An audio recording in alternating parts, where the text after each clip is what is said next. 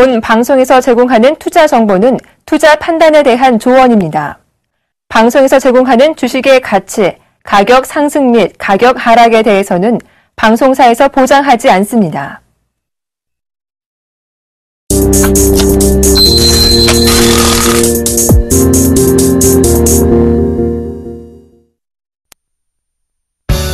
가치 투자는 모두 장기 투자? NO! 밸류밴드 하나면 중단기 매매 타이밍도 완벽히 잡아낸다.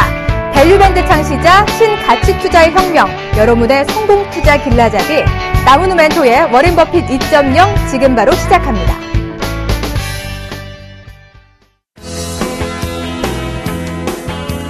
안녕하십니까. 여러분의 주말을 책임지고 있는 나무누 멘토입니다.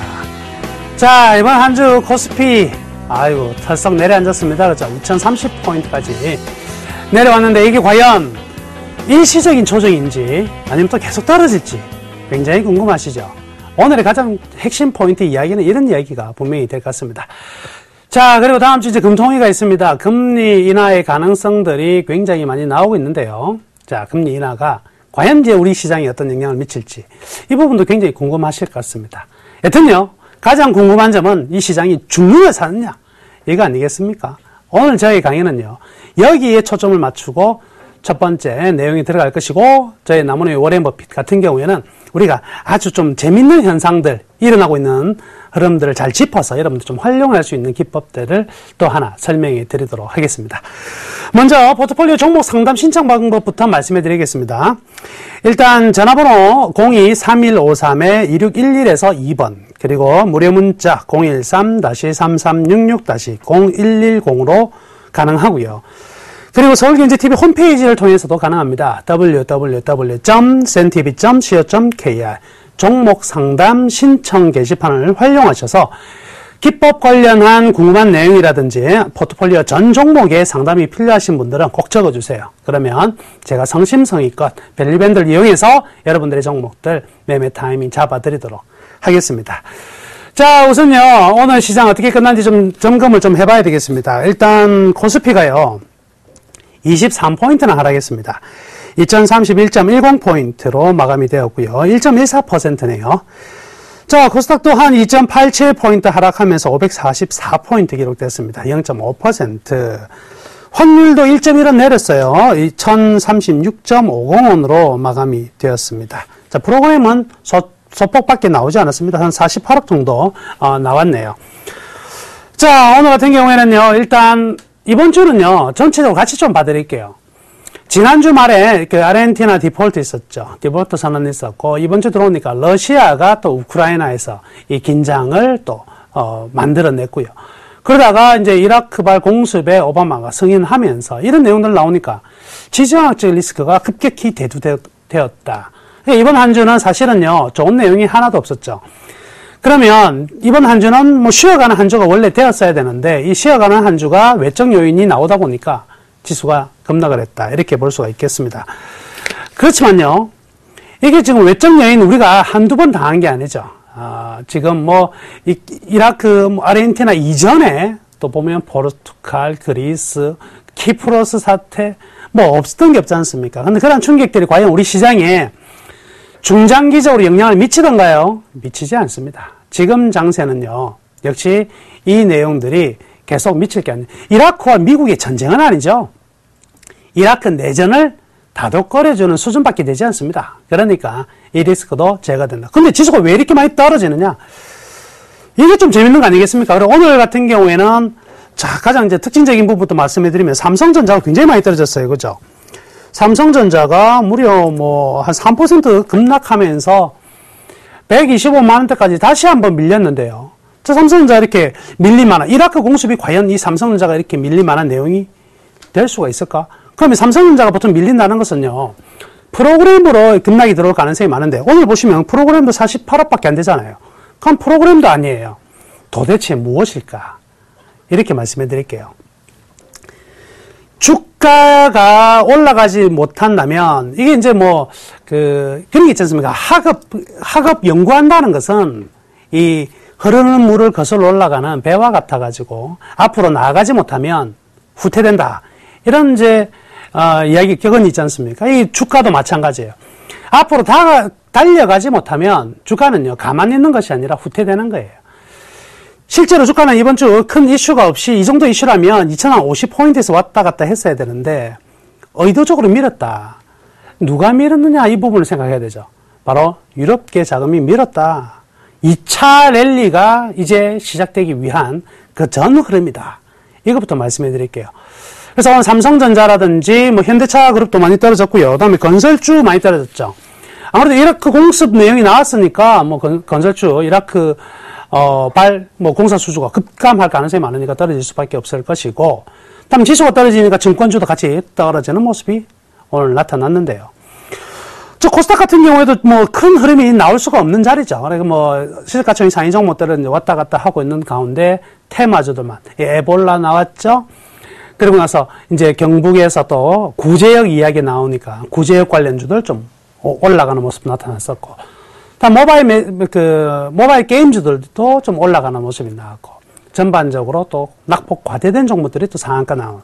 그러니까 시장의 흐름은 분명히 내림 흐름인데, 시장에 노니까 다른 테마라든지 이런 것들만 좀 움직인 장세다. 자, 오늘 제일 중요한 거 이제 설명해 드리겠습니다. 이 시장이 과연 조정으로 갈 것인가 아니면 다시 재상승으로 갈 것인가. 그 핵심은요, 제가 말씀해 드렸죠. 찬바람이 불 때까지는요, 그 핵심은 전부 다 유럽계 자금에 있다. 오늘 찬바람 분 거 아닌가, 태풍 때문에. 이렇게 생각해 볼 수도 있을 것 같은데요. 찬바람 불 때까지는 유럽계 자금이다. 자, 유럽계 자금에, 잘 들으세요. 2차 랠리가 다음 주부터 시작된다. 제가 그 앞에 또 선례를 또 보여드리겠습니다. 자, 작년 가장 최근에 유럽계 자금이 들어온 게 작년 8월에서 10월이죠. 그 구간을 제가 한번 보여드리겠습니다. 자, 작년 8월에서 10월입니다. 자, 여기에요. 유럽계 자금이요. 여기서 유입이 되어서 여기서 나갔습니다. 여기서부터 나갔어요. 그 안에 흐름 한번 보시면은요. 한 달 동안 땡겨놓고 조정 주고 다시 한 단계 더 올라가는 2차, 즉 2파동이 나오는 랠리를 보였다는 거. 첫 번째 확인됐죠. 이게 작년 8월 10월인데 그 앞에 유럽계 자금이 언제 들어왔느냐. 2012년 8월에서 10월 들어왔죠. 역시 보여드리겠습니다. 자, 이때의 모습이 지금 저는요, 데자뷰예요. 바로 이때가 1758포인트에서 8월달 1950포인트까지 강한 랠리가 나오고요. 다시 추세를 완전히 깨는 조정이 나왔어요. 그리고 나서 어떻게 되죠? 또 강력한 랠리가 나오더라. 즉 여기에서 유럽계 자금도 두 번에 걸쳐 가지고 랠리를 보였었거든요. 그러니까 이상 시점으로 봐도요, 어떻습니까? 2012년에 7월달, 8월달의 모습과 지금 모습과 너무 유사하지 않습니까? 계절 타이밍도 그렇네요. 이런 겁니다. 이렇게 자금은요, 앞에서 한번 튕겨주고, 그 다음에 조정을 보여주고, 두 번째 다시 튕겨줍니다. 그래서 첫 번째 주도주와 두 번째 주도주가 바뀌어요. 그럼 첫 번째 주도주들은 한 번 랠리 보내고 나서 다 죽느냐? 아니에요. 첫 번째 주도들도 다시 한 템포 더 갑니다. 다만 그 높이가 아주 높지는 않는다 정도 생각하시면 되고, 그러면 두 번째 랠리는 첫 번째 랠리에서 약간의 움직임만 보여줬던 종목들이 두 번째 랠리에 튕겨져 나가는 거예요. 그럼 결론은 나와 있습니다. 결론은. 이렇게 자금이 들어오면 항상 뭐 산다 그랬죠? 자동차 부품. 그죠? 기본적으로 자동차 부품, 철강, 화학. 그죠? 그리고 두 개, 건설, 증권, 은행, 조선, 에너지라고 그랬습니다. 그럼 전반적으로 바닥에 띵튀기가 다 나왔거든요. 그럼 띵튀기 안 나온 거는요, 조선하고 에너지밖에 없다. 이렇게 볼 수가 있겠네요. 그럼 나머지 업종들, 아까 그 업종들은 어떻게 되느냐? 한 번 더 랠리가 남아있어요. 이런 손바뀜이 일어나는 한 번의 타이밍 속에서 사실은 좋은 종목들 가지고 계신 개인분들이 다 떨궈져 나가는 경우가 많더라.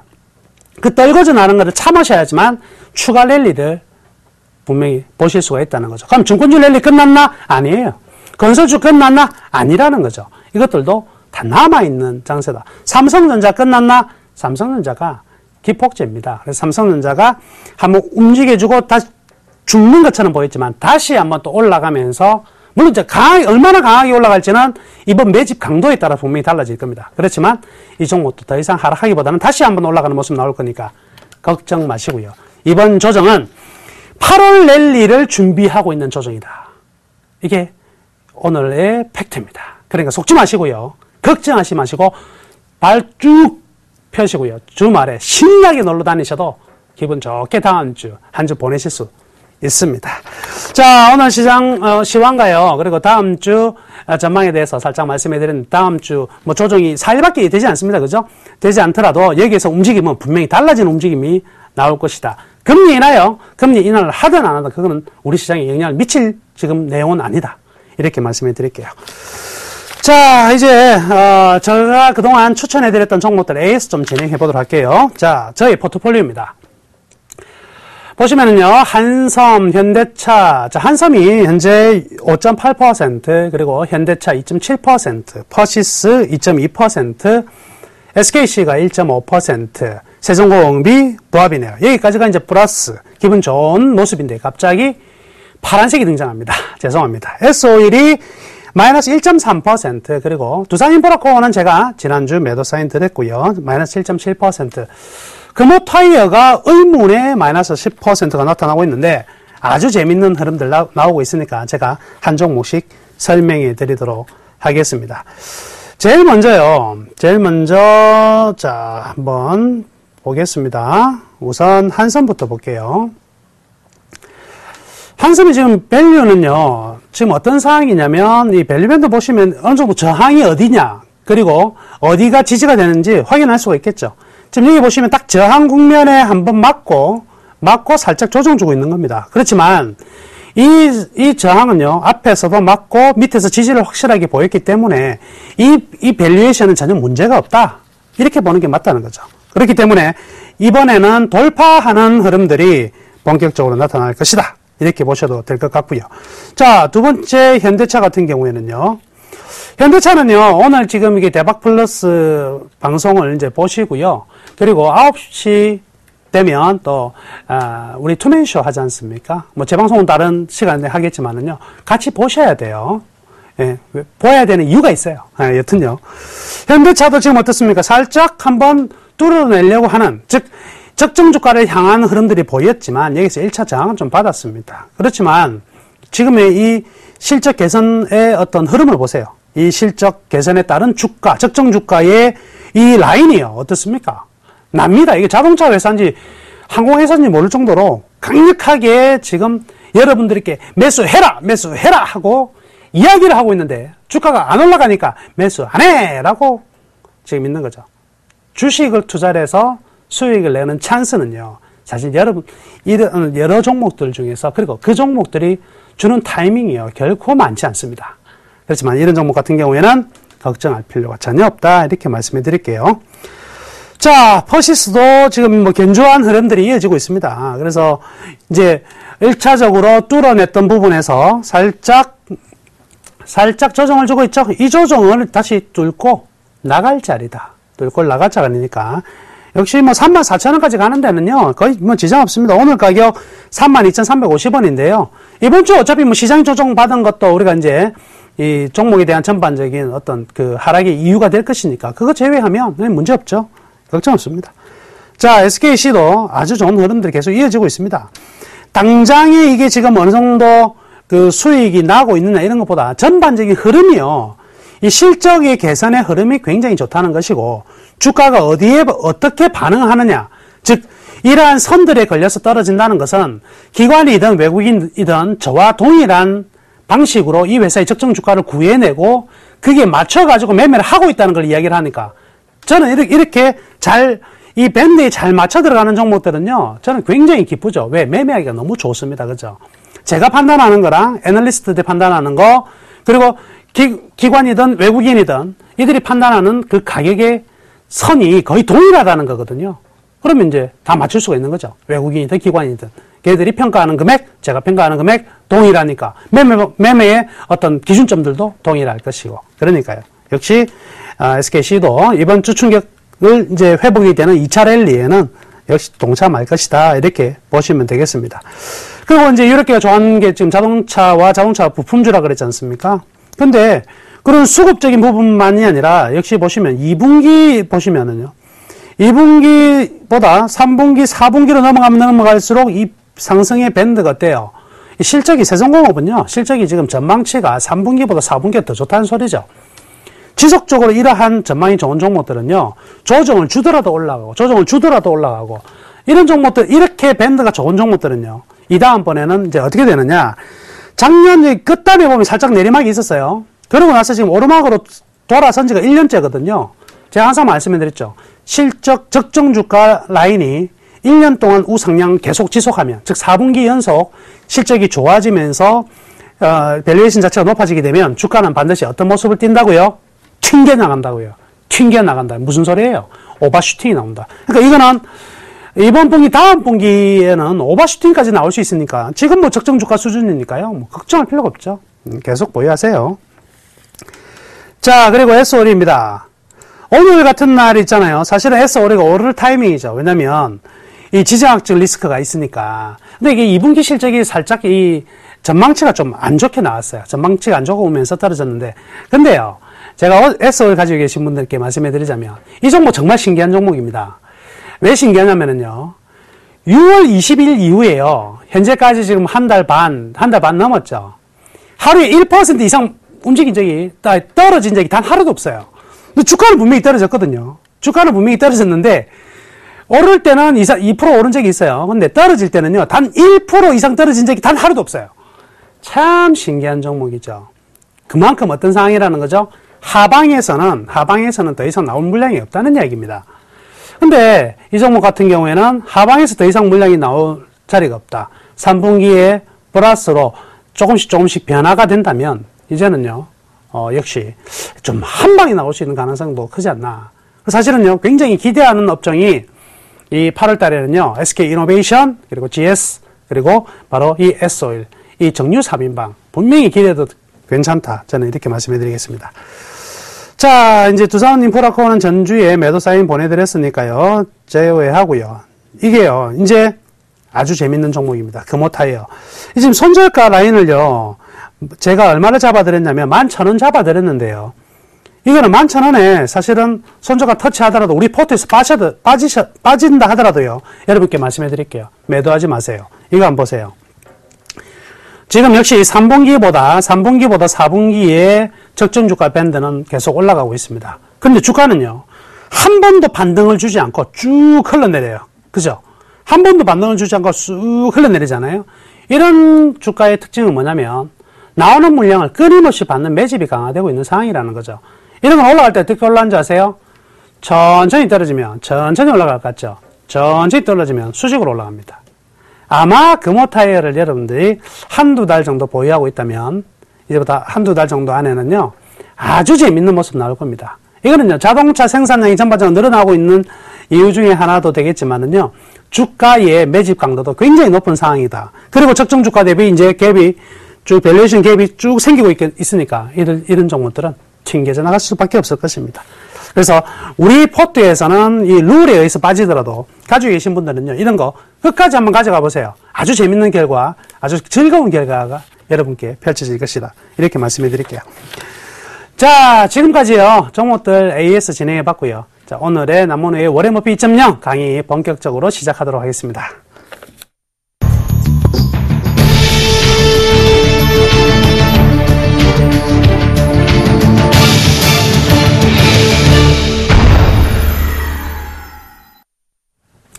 최근 들어서요, 시장에 재밌는 모습들이 나타납니다. 그런데요, 참 이 개인 투자자분들 같은 경우에는요, 몇 달 전에 나왔던 이야기가 지금은 전혀 기억이 안 나요.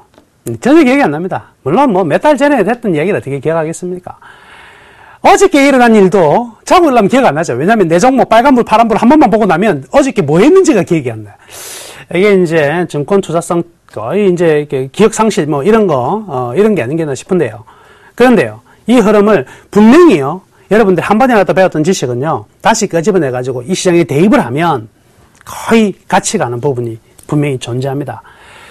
제가 뭐 그러지 않습니까? 차트 보고 일반적으로 뭐 21선, 60일선 이런 차트 보고 해서 투자가 망한다 그렇게 얘기를 하는데, 사실은 그 차트가 효용성이 전혀 없는 건 아니에요. 그렇지만은요, 그걸 보고 그 효용성은 그 어느 정도 가진 걸 보고 투자한다는 것 자체가 잘못됐다고 저는 얘기를 하는 거지.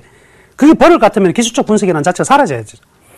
왜냐면 거기에 대한 기반은요, 과거에 이런 케이스가 많았기 때문에 그게 하나의 어떤 공식이나 룰로 사용하고 있다는 거죠.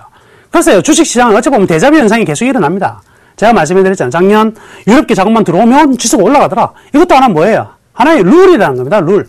그리고 이 자금들이 유럽계 자금이 들어왔을 때는 한 방에 쭉 올렸다 끝내는 것도 아니고 점진적으로 계속 잔파동 만들어내면서 올라가는 것도 아니고 한번 쭉 당겼다가 한번 쉬었다가 한번 더 보내고 끝! 이렇게 됐다는 것도 항상 그 과거에 흘러져 왔던 패턴이라는 거죠. 이런 거를 이제 생각을 하셔야 되는데, 지금요, 여러분들은 살짝 잊고 있지만, 최근에 이제 이번 주에 일어났던 현상들, 바로 이 부분이 있다. 여러분 이거 다 아는 내용이다 할지라도요, 그 시장이 이번 주 시장에 어떤 현상이 벌어졌는가, 이 이유가 분명히 있다. 그럼 이걸 잘 활용해 보자. 자, 오늘 구조는요, 오늘 어떤 이야기 있냐면, 롱숏펀드예요. 롱숏펀드 이야기 많이 들었었는데, 나 다 안다. 다 알면 되는 게 아니죠, 주식은요. 다 하면 되는 게 아니라, 이걸 가지고 시장을 이해했으면 써먹어서 뭐 하자면 돈을 벌어야 됩니다. 그죠?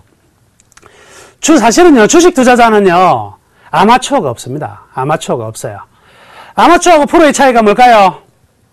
아마추어는요, 열심히 하면 됩니다. 예, 아마추어는요, 열심히 하면 돼요. 프로는요, 열심히 안 해도 됩니다. 프로는요, 잘하기만 하면 돼요. 그게 아마추어와 프로의 차이인데, 주식 마찬가지예요. 열심히 공부하고, 열심히 투자하는데, 돈을 못 벌어도 아마추어죠. 맨날 놀러 다닙니다. 산이나 들러, 해외 놀러 다니는데 돈 잘 벌죠? 그 사람이 프로입니다. 그렇죠? 배운 거를 써먹고, 그걸로 수익으로 만들어내지 못하면, 그 지식은 아무것도 안 해. 영원한 아마추어, 영원한 학생이야. 그래서는 안 되겠죠. 자, 오늘 다시 이 이야기와 최근에 지난번에 이용보다는 좀 더 심도 있는 이야기가 또 되겠죠. 최근에 일어나고 있는 현상입니다. 작년에 롱숏펀드 수익률이 워낙에 좋았잖아요. 그죠? 롱숏펀드 작년에 평균 수익률이 제가 뭐라고 말씀해 드렸냐면 6%다 그래요. 6%대. 작년 롱숏펀드가 6%를 하니까 작년에 1년 동안 우리나라에서 투자 제일 잘한다고 하는 연기금이요. 얼마였냐? 2.4% 정도 됐었거든요. 그럼 연기금보다 2배 이상의 수익을 올린 게 바로 롱숏펀드예요. 그러니까 올해 1월 달에 제일 난리가 났던 게 뭐예요? 롱숏펀드야 가입하자 쫓아가는 거죠. 롱숏펀드에 돈이 엄청나게 들어옵니다. 그쵸? 작년같이 그냥 춘장에서 6%를 냈으니까 야 이거 대단한 펀드인데.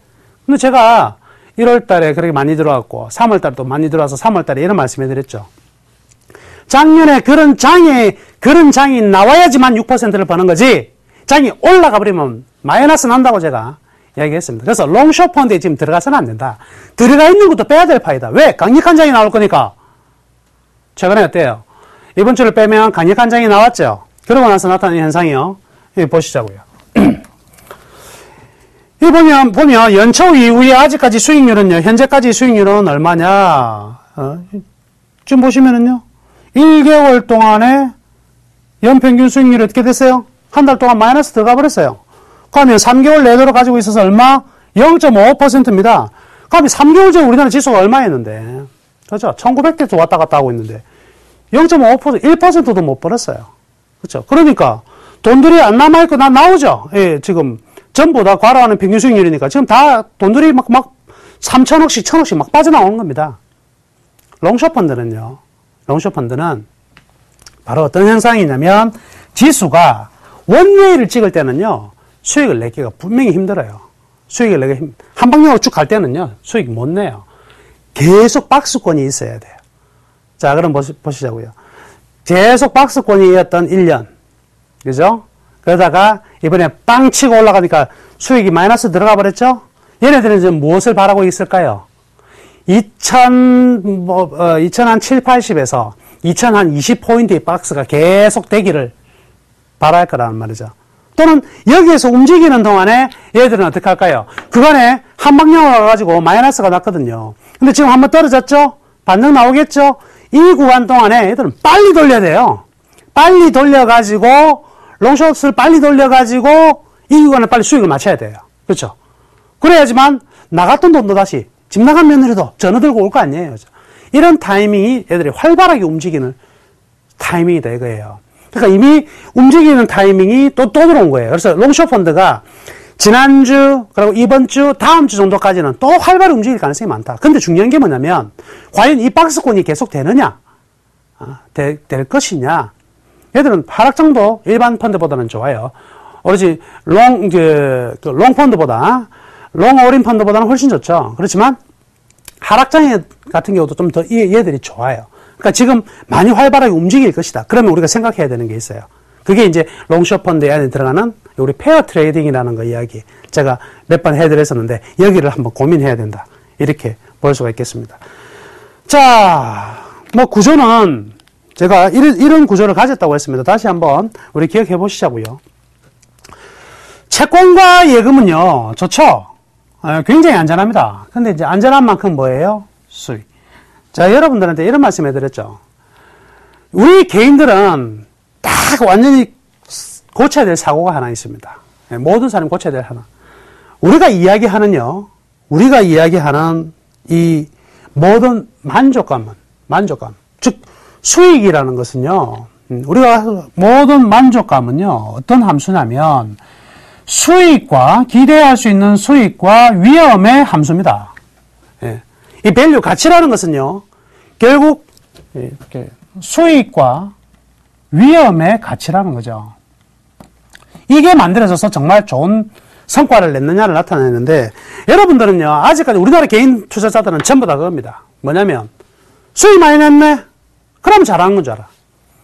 누가 종목을 찍어가지고 엄청난 수익률이 났어요. 뭐, 몇백 % 수익이 났다 이거예요. 네.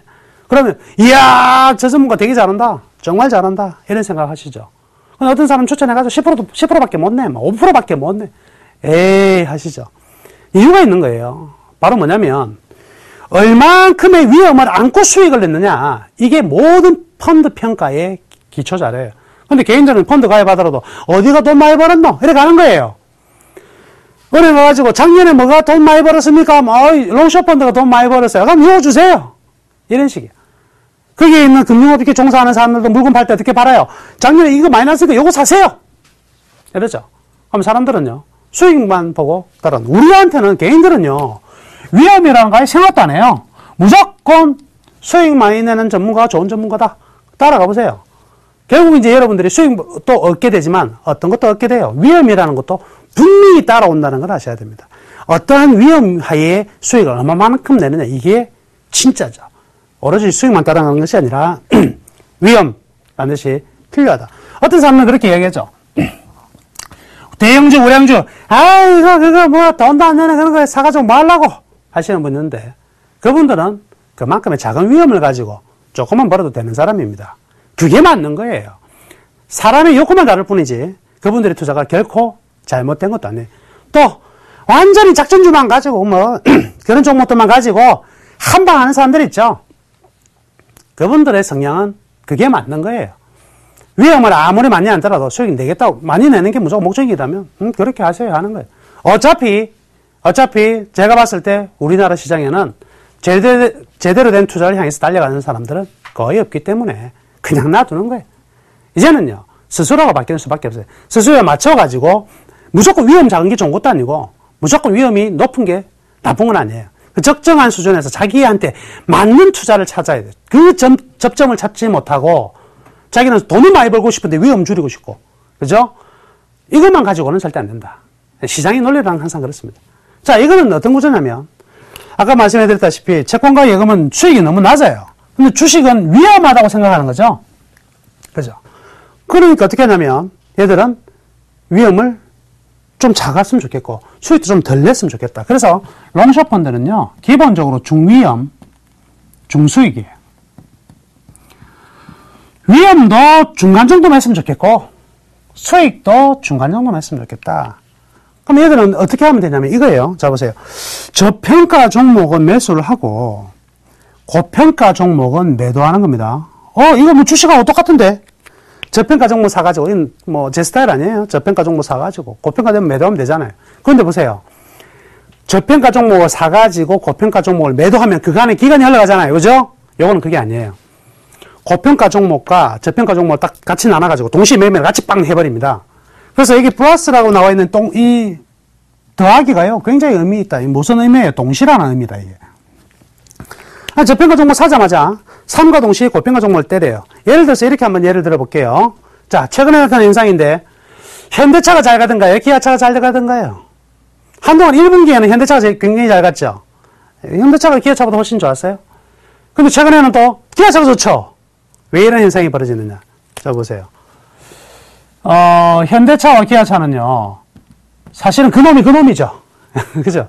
뭐, 이게 별다른 회사입니까? 하나는 삼성 거고, 하나는 LG 거, 이거 아니죠. 그죠? 같은 그룹사야. 네. 현기차가 만약에, 예를 들어 볼게요. 이게 20만원이라면, 20만원이면, 기아차는 6만원 정도가 되면 적당하다. 이 밸류에이션 상으로 봤을 때. 그러면, 현대차가 1% 올라가면, 이것도 뭐 대충 1% 정도 올라가야 안 되겠습니까? 그죠? 현대차가 1% 떨어지면 이것도 1% 정도 떨어져야 될 거 아니에요. 그런데 어느 한날 딱 보니까 시장이 요거 1% 올라가는데 여기 더 많이 올라가고 이렇게 되는 거예요. 그러다 보니까 6만 원이 되는데 어느 한날 보니까 8만 원이 돼 있어. 8만 원이. 그럼 지금 상황이 좀 이상한 거죠. 기아차가 얼마 정도 고평가된 거예요? 2만 원 정도 더 비싸게 돼버렸네.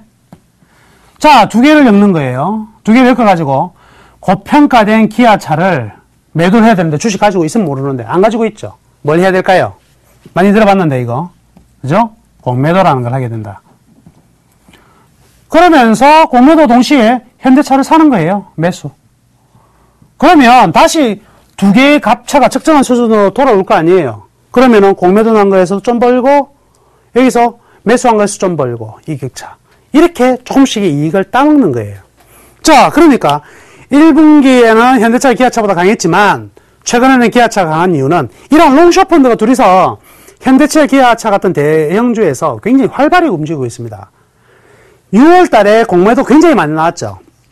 6월 달에 공매도 굉장히 많이 나왔습니다. 근데 이 공매도가 업종 전체적으로 많이 나온 것들이 있어요. 예를 들어서 보면 조선주 같은 경우는 공매도가 많이 나왔습니다. 근데 재밌는 사실은요, 이 롱숏 펀드가 움직여버리면 어떤 현상이 벌어지냐면, 현대차는 가만히 있는데 삼성중공업 올라가고, 현대중공업은 가만히 있는데 삼성중공업 올라가고, 그리고 현대중공업 올라가는데, 현대미포조선은 떨어지고, 이런 업종 내에서도 가는 듯 하지만 종목끼리 따로 놀아버리는 현상이 벌어지죠. 이게 롱숏 펀드가 가지는 특징이라는 겁니다. 자, 얘네들은 그래서 중위험 중수익으로서 결코 높은 대박을 노리는 것이 아니라 아주 작은 걸 따먹는 그런 형식이다.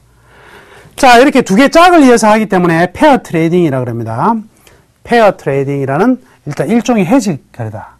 근데요, 이런 게 사실은 시장에 있어야 됩니다. 그리고 이렇게 투자하는 게 시장에는 반드시 존재해야 되고, 여러분들도 이런 투자를요, 박스권이 딱 들어오면 이런 투자하는 게 제일이에요. 네, 제일입니다. 왜? 박스권 내지 하락장에서는요, 이런 투자가 굉장히 좋아요. 상승장, 오로지 원웨이 상승장만 불리한 거지 나머지는 좋거든요. 그러니까 이런 투자도 사실 배워두면 좋긴 좋은데, 문제가 뭐냐면, 여러분들은 무엇을 할 수가 없어요. 공매도가 안 되네. 그렇죠? 공매도가 안 됩니다. 이게 지금 뭐냐면, 제가 우리나라 이 금융구조는요, 우리나라 금융구조는 제가 말씀해드렸잖아요. 주식시장은요, 정말 언페이어한 시장입니다. 굉장히 불공정해요. 누구한테 불리하게끔 만들어놨다. 개인들한테만. 모든 제도가요, 개인들한테 불리한 제도 어떻게 갖고 왔는지 다 때려 넣어가지고 불리한 제도 다 넣어놨어요. 그래 놓고 주식 투자하랍니다. 예. 주식 투자하라고 그래. 제도는 전부다. 여러분, 우리도 마음대로 공매도 치고 해야 될 거 아니에요. 그죠? 매도하고 싶으면 매도하고, 공매도하고. 이자만 주면 될 거 아니에요. 그죠? 이런 구조가 돼야 되는데, 우리는 됩니까? 안 돼요. 요즘에 여러분들 이거 아시죠? 주식을 대여가 가능합니다. 그죠? 우리가 주식을, 지금 이제, 막 증권사들마다 뭐 하라고 그럽니까? 주식 주라고 막 그러잖아요. 그러면, 그거 주식, 우리가, 여러분들이 장기 투자하시는 분들 같은 경우에는 삼성전자를 예를 들어서 뭐, 한 1000주를 샀다. 근데 팔 생각이 없어. 1년 동안. 그럼 이 주식 빌려주면 돼요. 그러면, 주가가 올라가면 뭐 올라가는 대로, 나중에 배당 나오는 대로 받고 또 뭐 받아요. 주식 빌려줬으니까 이자 받을 수 있죠. 재밌는 사실은요, 개인들은 주식 대여만 돼요. 이거 빌리면 뭐 할 수 있어요? 우리도 공매도 할 수 있거든. 빌려줘요? 안 빌려준다, 이거. 그렇죠? 그럼 이것도 뭐예요? 한 방향이에요, 한 방향. 그러니까 결국 지금 보면 개인들 보고 장기 투자해라, 주식 대여해라. 자기네들은 여러 가지 전략 써가지고 다 할 수 있는 그런 기법들을 활용할 수 있게 만들어 놓고 개인들만. 그래서 저는 이게 문제가 뭐냐면 기관들이나 뭐 외국인 사실 이런 놈들이 나쁜 놈들이 아니라 이 제도 자체를 갖다가 완전히 같이 오픈시켜 주지 않는다면 이거는 제대로 될 수가 없어요. 지금 나오는 이야기 그거 있죠. 상한가 푼다고. 이제 지금 논의하고 있죠. 상한가 풀면 사실은 저는 상한가가 없어야 된다고 계속 얘기했어요. 과거 8%, 12%, 15% 되는 동안에 우리나라 상한가 때문에 작전주가 등장하는 거라고. 네, 그죠? 그럼 상한가 딱 풀면 처음에는 교란이 생깁니다. 그죠? 장난치는 것들이 예전 제3시장에 하루에 2,000포인트 올라갔잖아요. 뚝 눈 뜨니까 2,000%, 20배가 올라갔다가 번쩍. 이런 경우 있었죠. 사실은 지금은요, 작은 종목들만 중간중간에 올라가면 탁탁 뭐 해주면 돼요. 서킷 브레이크 걸어버리면 돼요. 서킷 브레이크 딱딱 걸어가지고 30분간 다니까 보내버리고 이러면은요, 다 가능해요. 이런 식으로 사실은 풀어줄 필요가 있고. 여튼요, 이 일종의 이제 해지 거래 개념을 가져와서 이런 것들이 이제 반드시 필요한데, 뭐가 문제냐면, 이게 지금 롱숏 펀드가 요만할 때는요, 주식 요만큼 빌려가지고 공매도를 할 수가 있는데, 문제가 뭐냐면, 이만큼 펀드가 커지고 나니까, 빌려올 데가 없어, 이제. 예? 빌려주는 데는 한정이 돼 있고, 빌려가지고 이러한 숏 매매를 하려면 때려야 되는데, 때려놓으면 뭔가 빌려와야 되는데, 빌려올 데가 없는 거예요. 그러니까 어떤 문제가 생기죠? 이자가 올라간다, 이자가. 이자가 팍 올라가네? 그러면 빌려왔으면 얘들은 예전에는 1%만 수익 내면 되는데, 이자 줘야 되지, 뭐 줘야 되지 하면 어떻게 해요? 더 공격적으로 되는 거예요. 그러니까 사실은 헤지펀드인데, 헤지펀드가 어떻게 더욱더 공격적으로 바뀌는 거예요. 그러니까 어떤 현상이 벌어지냐면, 얘들이요, 핵심 블루칩만 하는 것이 아니라, 이제는요, 안 하는 종목들이 없어요. 이러면 어떻게 되느냐? 종목들이 제대로 평가를 받으려고 해도, 다른 한 종목이 딱 묶여 있어가지고, 이 종목 때문에 여기가 못 가는 이런 현상이 벌어진단 말이죠. 자, 장점부터 설명해 드리면, 시장이 충격에도 손실은 제한적입니다. 왜? 하나는 뭐 해놨으니까? 하나는 뭘 해놨으니까요? 공매도 해놨으니까, 시장이 충격이면 공매도 부분에서는 이익 날 거 아니에요. 이 부분들이 손실을 보전하기 때문에 손실은 제한적이다. 그래서 뭐 헤지펀드 대비 전략 및 성과가 굉장히 단순한 모형이다. 자, 박스권장에서는 꾸준한 수익률이 달성 가능하다. 이게 최고의 장점이에요. 박스권에서는 꾸준한 수익률. 하락장에서도 손실은 제한적이다. 가면 손해는 작고 가만히 있을 때는 수익이 크고 올라가면 손실이 발생하는. 올라간다고 해서 그렇게 손실이 크게 발생하는 건 아니에요. 다만 이익이 작을 뿐이에요. 일반적으로는 오르나 떨어지나 이익은 작고 대신에 박스권장에서는 굉장히 수익을 잘 낼 수 있는 장점이 있지만 단점도 있겠죠. 펀드 매니저가 롱숏 종목 두 종목을 해야 됩니다. 현대차나 기아차. 모두 다 현대차, 기아차 다 나면 못하겠죠. 네, 그러니까 이것도 장단점이 있고요. 그럼 강세장 진행 시에는 수익 성과가 굉장히 떨어질 수밖에 없습니다. 그죠? 그리고 잦은 매매에 따라서 매매 많이 하거든요. 그러니까 비용이 증가될 수밖에 없겠네요.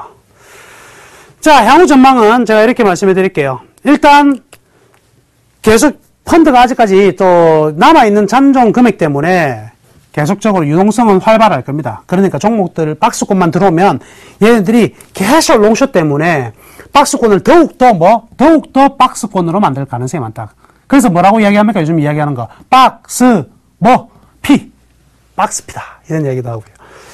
이제 여기 문제, 제가 봤을 때 여기 문제예요. 수익 극대화를 위해서 중소형 코스닥까지 활용도를 하는데, 저는 최근에, 지난번 보세요. 코스닥 확 내려앉았다가, 확 올라가고 뭐 이러죠? 요게요. 롱숏 펀드 들어와가지고, 지수가 흔들리기 시작한 거예요. 이런 부분들, 굉장히, 리스크가 커지고 있는 부분도 분명히 존재한다. 업종 내 종목들 차별화, 그죠? 두 개 엮어버리니까 따로따로 놀게 되고, 굉장히 단기 매매화가 되는 거죠. 그러니까 이러한 성질은 좀 더 이어질 것이다. 제가 여기서 이제 어떻게 활용할 것인가에 대해 이야기까지 하려고 했는데요. 시간 관계상 오늘은요. 제가 여기까지만 하겠습니다. 향후 전망까지만 하고 다음 시간에는요. 좋다. 롱숏 펀드 많이 해라. 우리는 요걸 가지고 아주 짭짤하게 수익 낼 방법들 분명히 있다. 이렇게 말씀해 드릴게요. 자, 오늘 강의는 여기까지 하고요. 이제 시청자분의 포트폴리오 종목 상담 진행하도록 하겠습니다.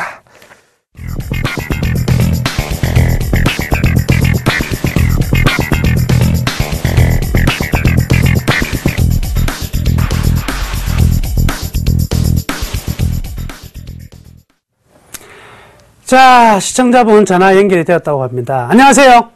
예, 안녕하세요. 네, 반갑습니다. 예, 수고하십니다. 네, 뭐 주식 투자를 좀 잘 하시는 것 같아요. 포트를 보니까. 작년에는 잘 됐는데 올해는 영 잘 안 되고 있어요. 아, 예, 그렇습니다. 예. 자, 포트부터 먼저 볼게요. 예. 자, 가지고 계신 종목 보니까요. 삼성전자가 129만 4천 원에 70%를 보유하고 계시고, 그 다음에 삼성 SDI가 16만 원에 20%를 사셨네요. 그리고 갑자기 뜬금포 한 종목이 등장했습니다. ACT 11,000원에 10%를 보유하셨네요. 맞습니까, 이 종목? 예. 네, 삼성 다니세요? 아니요. 삼성 종목이 많으셔가지고. 이게 지금 삼성전자를 사신 게, 예. 뭐 단기로 보고 사신 건 아니죠? 장기로 봤는데, 네. 제가 이제 계속 봐올 때는 이게 꼭 30만 원을 지지를 하고 좀 올려주더라고요. 네. 120만 원 후반대에서. 네. 그래서 이거 솔직히 이걸 계속 보고 있다가, 네. 어제 들어간 거거든요. 네, 어제 좀 예, 120만 원, 129만 원대 초입이어서 뭐 기술적 반등에는 어차피 장기로 보고 갔으니까. 네네. 그래서 뭐 올해까지는 좀 보고 가려고 일단 좀 저가고 일단은 아무리 좀 실적이 안 좋아도 일단 우리 뭐 요즘에 증시가 많이 좋다고 하니까. 네네. 일단 삼성전자가 안 가면은 솔직히 가긴 힘들잖아요. 같이 네, 올라야 예, 되니까. 예. 그래서 좀 저점이다 생각하고 들어갔는데 네. 오늘 어떻게 거말 빠져서 오후에 좀 올려줄 줄 알았더니만 오후에도 계속 빠져가지고 좀 걱정이 좀 많이 돼요. 네, 그렇죠. 삼성전자가. 그 삼성 SDI는요, 16만 원 사셨는데, 요거는 또 어떤 생각으로 가지고 계시죠? 아, 이거는 뭐 앞으로 전기차 네. 뭐 관련주고 해서 네네네. 좀 올해까지 좀 오래 가져가려고 하는 거라서 좀 계속 네. 지켜보고 있는 거거든요. 네. 삼성 SDI는 뭐 그냥 네. 그렇게 큰 걱정 안 하고 갖고 가고 있어요. 네. 삼성 SDI 같은 경우. 마지막 ACT는요? LCT는 산지 좀 꽤 됐는데 네. 계속 올라가니까 비중이 얼마 안 되다 보니까 네. 그냥 계속 놔두고 있었어요. 그래서 비중이 네. 해갖고 놔두고 있었고 이제 삼성전자를 살라고 비중을 어제 현금 확보를 하고 있었고 나머지는 이제 비중을 좀 얼마 안 되기 때문에 계속 보고 있었거든요. 계속 수익권이고 해서 네네네네. 그냥 뭐 앞으로도 뭐 계속 괜찮을 것 같아서 뭐 중국 관련 뭐 화장품 같은 경우에는 알겠습니다. 자, 삼성 가면 이제 짧게 제가 설명해 드릴게요. 충분히 잘 알고 계시니까. 삼성전자는 자, 밸류밴드 한번 보시죠. 이게 뭐냐면 가운데 선이에요. 적정 주가입니다. 보이세요? 예. 이 적정 주가가 지금 올라가고 있습니까? 떨어지고 있습니까? 아, 떨어지고 있네. 아니, 적정 주가. 아, 저점 주가는 올라가고 있어요. 그럼요. 이러면 주가는요, 반드시 올라갑니다. 근데 이게 항상 주가는 역으로 치죠. 125만원, 130만원 지지할 거야. 딱딱 몇 번 지지해 놓고 나서는요, 예. 또 지지할 거야 하면 어떻게 하냐, 확 깨버려요. 아, 이게 트릭이죠. 그런데, 밸류가 문제였기 때문에 그대로 보유하셔도 됩니다. 단, 비중이 너무 많아요. 비중이 많기 때문에요, 예. 삼성전자를 한 20% 팔아가지고 현대차 사세요. 아, 현대차요? 네. 그게 좋을 것 같고요. 그 다음 삼성 SDI는요, 보유하세요. 이게 배터리가 어디 배터리냐면, 이 중국 자전거 배터리가 심상치 않습니다. 네, 새로운 먹거리가 나올 것 같아요. 예. 그리고 ACT는요, 자, 삼성 SDI도 제가 요거는 보여드릴게요. 자, 밸류밴드 한 번만 더 보여드리면, 삼성 SDI도요, 지금 이번 분기가 떨어지는 분기예요, 사실은. 그래서 최근에 떨어진 데는 이유가 있어요. 밸류밴드 보시면 떨어졌다가 올라가죠.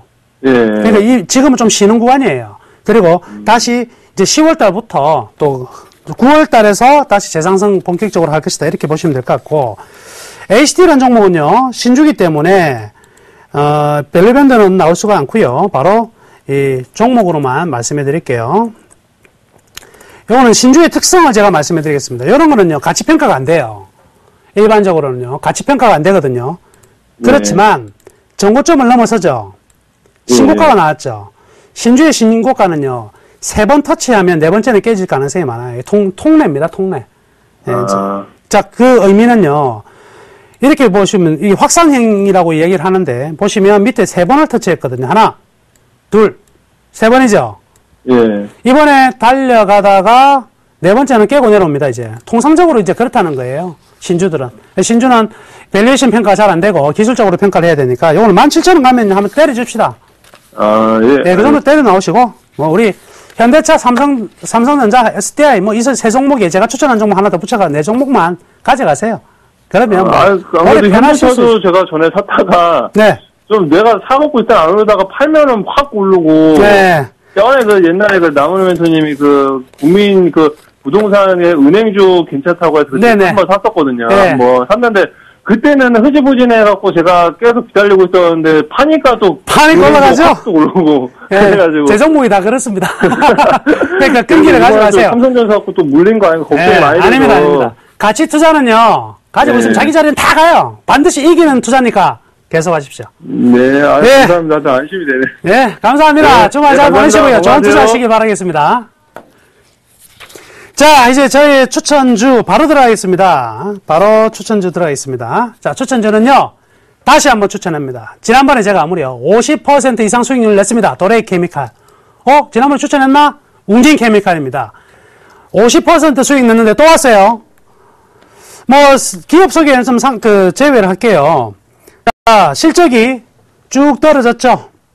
제가 판 이후에요. 다시 실적이 떨어졌어요.